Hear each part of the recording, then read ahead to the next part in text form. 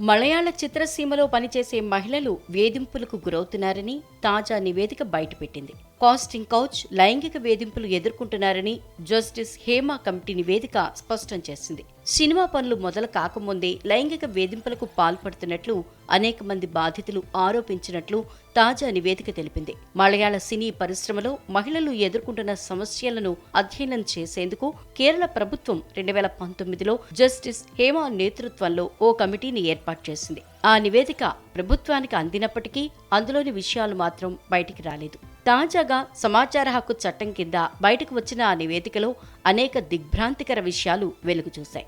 మాలీవుడ్లో పనిచేసే మహిళా నటులపై వేధింపుల విషయాన్ని ఆ నివేదిక ఎత్తి చూపింది. కొంతమంది మత్తులో జోగుతూ బాధిత మహిళల రూమ్ తలుపులు తట్టేవారని, వారిలో అనేక మంది లైంగిక వేధింపులకు గురయ్యారని తెలిపింది.